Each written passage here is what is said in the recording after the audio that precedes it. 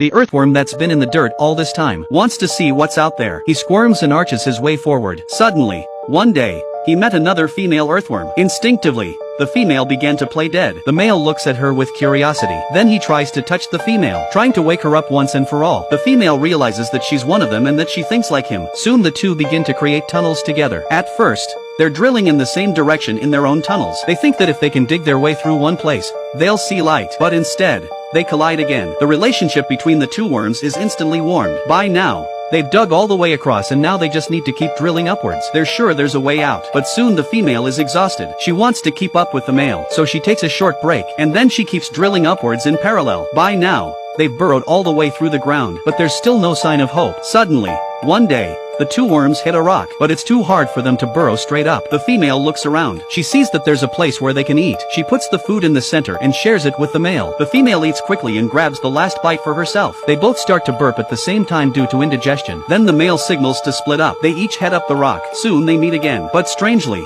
the soil above is too hard. The rocks are stomped down, but they don't break through the soil above them. Look at each other, panting with exhaustion. Then the female suggests going up the right side, but the male says it should be easier on the left. She complains that he's been through so much. He's still as stubborn as ever. She says she's negotiating, but she's always doing what he says. This time he's going his own way. The male ignores him. He insisted on going to the left, and so they went their separate ways. But they believe they will meet again one day, so they drilled ahead as fast as they could. One day, the male worm broke through the earth and rolled down to a small mound. A snail crawls slowly towards him, and on the other side, the female earthworm breaks through the last layer of mud. A gust of wind and sand blew by. He feels the warmth of the sun. He sees mountains and lakes in the distance. The world is so big. He was so small. Their backs were facing each other, but their destinies are very different. The female worm had never seen such a huge bird with wings. She didn't know she was his prey. The toucan looks at her and then bites her head off. The female screams. The earthworm hears it and runs to the other side of the mound. It watched as the bird ate the struggling female. At this moment, the earthworms are helpless and powerless. They realize just how weak they are. Soon the bird finishes digesting and pulls out a pile of feces. The earthworm roars at him. Immediately,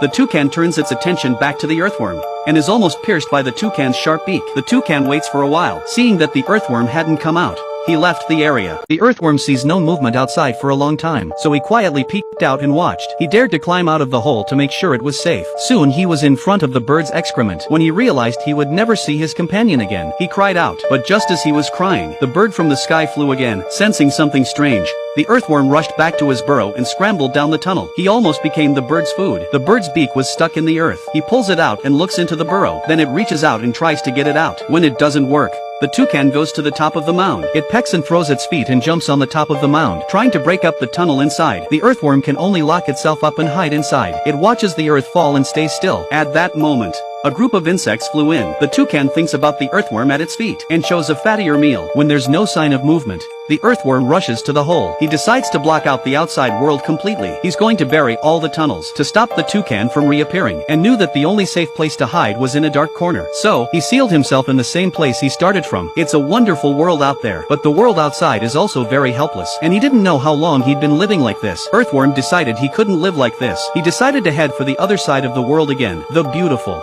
intricate, mysterious patterns that they had drilled were the light of a small life. Even if the other side of the world is a place of despair, he can't just huddle in the dark. He needs to make it through without regrets.